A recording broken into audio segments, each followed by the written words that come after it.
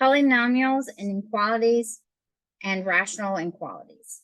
So whenever we talk about inequalities, we're talking about like greater than signs, less than. So to solve a polynomial inequalities, and we're going to solve rational inequalities. Those are our objectives.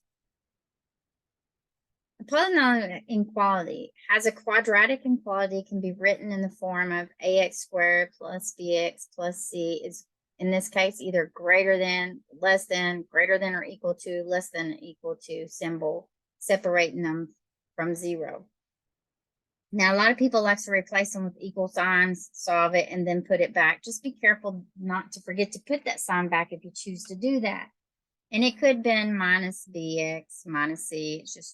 This is just a notation. A quadratic inequality is one type of polynomial inequality. Here are some examples of quadratic inequalities. So we have this polynomial is less than 0. So we're going to determine if it's true. So we got to find the zeros. And then we have a greater than or equal to. So we'll start working on it. It says here that I have x squared minus 4x minus 5. And it says it's greater than 0. So what I'm going to do is I'm going to factor this down. And you can use the AC method if you want. I noticed that the a here is a positive 1. The coefficient on x squared is positive 1. So I'm going to lead them off with the x. My c value said it's got a negative sign, so it means we're going to have a subtraction. So I'm going to have a plus and minus. It says a times c, which a is 1 and c is 5. So it's a product of 5 that subtracts to give me negative 4. Product of 5 is 1 and 5. So I need a negative 4. So the 5 gets a negative sign. Let's set each one of these equal to 0. And I'm going to end up adding the 5 to both sides. So add the 5. So now I get x equals 5. And subtract the 1 because it's positive. So now I get x is equal to 5 and x is equal to negative 1. So that's my 0. So my order pair would look like this. And I can come over here and plot it on the graph, right? All right. Now we know where it crossed the x-axis, but did we know if it was opening upward or downward? How we know that it's open upward is because the coefficient on x squared here, a on x squared, is positive. So I know it opens upward. If the a was negative, then it would have opened downward. So we know this is going on. We can also, we've already learned how to find the vertex. We can also find those. Now the zeros divide the x-axis into 3 intervals, and we're going to find them. Well, I know it said that our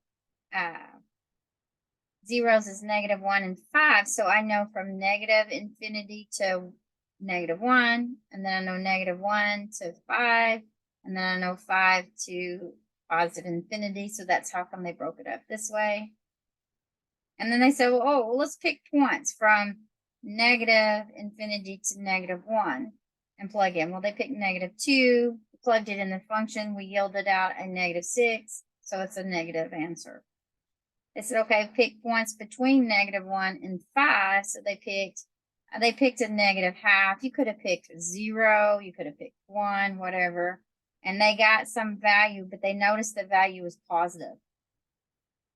And then from 5 to infinity, so you can pick any number out. They picked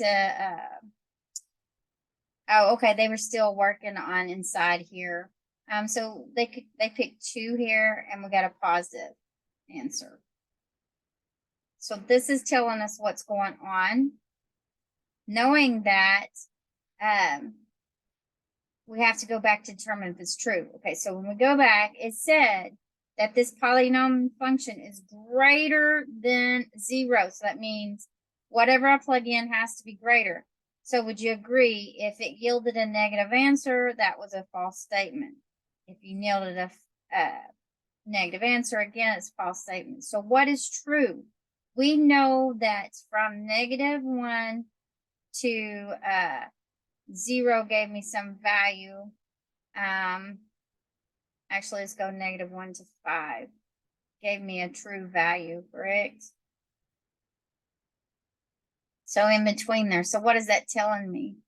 I know my domain is negative infinity to -1, unions 5 to infinity. We've got to be careful. Let's go back. It said from negative infinity to -1 is false. So it gave us a false statement. From -1 to 5 gave us a true statement. And then actually they said to 0 because they said if we picked a positive. So let's try that because this here has got me questioning it right quick. Let's try it. We got x squared minus 4x minus 5. It said is greater than 0. They tried the negative half and they gave us a positive answer. They broke it down in parts.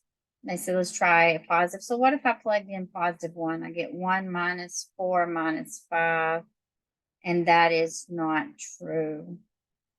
So that is why they came up with -1 to 0 gave them a true statement, but -1 to 5 did not.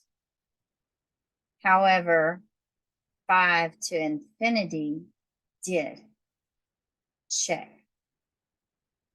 They're saying 1 to, oh yeah, 1 to infinity did, but when we're staying with the intervals. Okay.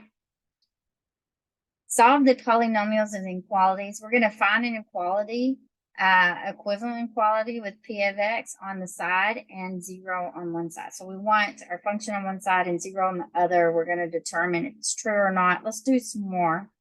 We're going to dig a little deeper. So we got x to the 4th, or excuse me, 3x to the 4th plus 10x is less than or equal to 11x cubed plus 4. So what we want to do is have it all 0 all on this side here. So I'm going to subtract the 11x cubed from both sides and subtract the 4 because they're both positive. All right, so now I got 3x to the 4th minus 11x cubed plus 10x minus 4, and it's saying it's less than or equal to 0.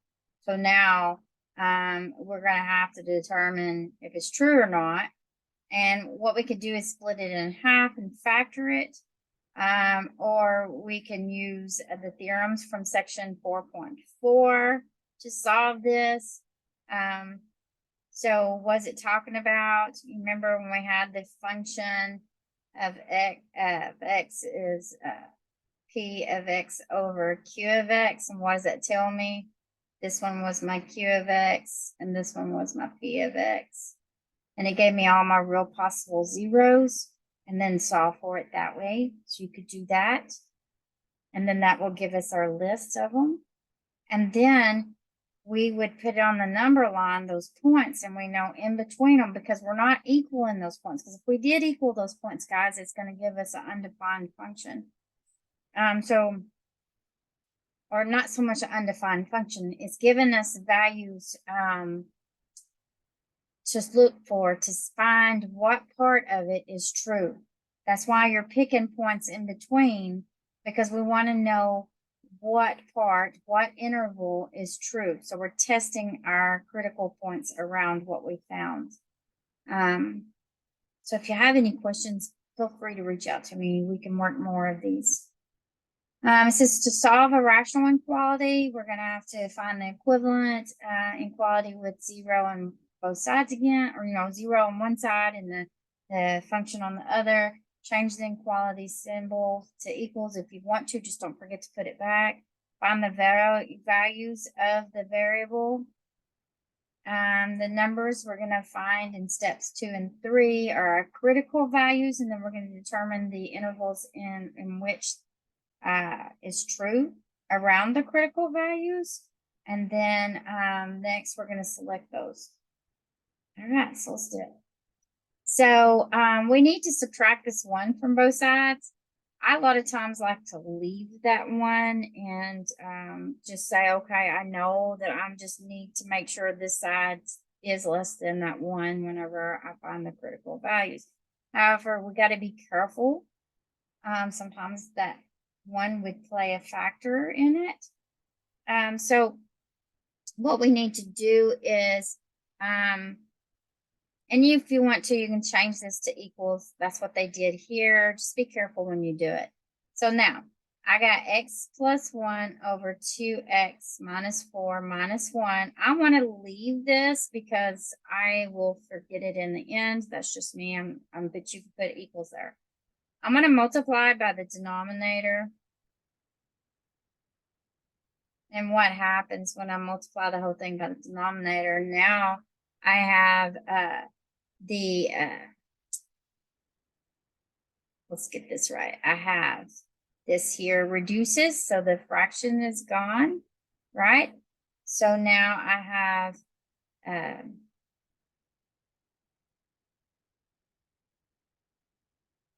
so we're undoing this. My apologies, kind of. We need to do this like this, guys. Okay, because that minus sign. All right. Now, that does it. Moves me to x minus 1, right? Minus, or you can say plus the negative 1 times that 2x minus 4. And then 0 times that is just 0. So now I have x minus 1 minus 2x plus the 4. And then this here and this goes together, and this one goes together. So now I have what? Negative x plus 3 is less than or equal to 0. And let's solve by subtracting the 3. Or you could add the x to both sides. Either way it goes, I'm going to have to divide by this negative 1. And when I do that, we're pushing it across this inequality sign, causes the inequality sign to flip. Okay. So now I know my critical value here is going to be at 3. Okay.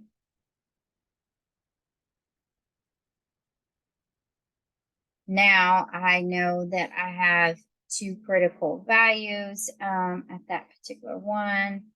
I do know my original said 2x minus 4, so the 2x minus 4, we cannot have that. So add the 4. Divide by the 2. So I know that this is also going to be a critical value point as well, because it goes back to the original. So we're going to take our number line and we're going to put the half and the 3, and we're going to look in between, find some points in there. So I have negative infinity to half. I have a half to 3. And I have 3 to positive infinity, and we're going to find which solution set is true. So I'm going to erase some. Let me erase some. So let's pick them. All right. Now, from negative infinity to half, let's pick 0. So if I plug in, I'm going to go back to the original here.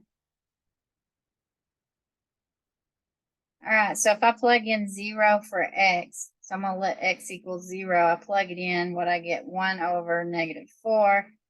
True. I'm going to say negative infinity to half is true. So let's let x equal 2. So I have 2 plus 1 over 2 times 2 minus 4 is less than or equal to 1. Oh no. What happens? 2 times 2 is 4. 4 minus 4 is 0. We have something that's going on here that's not right. So we know this middle is not going to work. Let's say unions is, now it's possibly that the only order pair is going to work is going to be negative infinity to half, but let's try it. Let's try when x is 4. 4 plus 1 over 2 times 4 minus 4 is it less than or equal to 1. So now I have 5 over 8 minus 4, which is 4.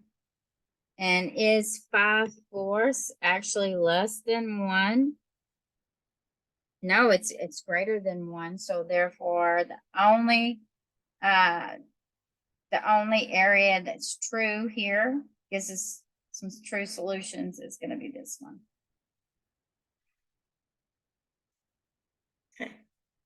So you can review some of the worked out answers.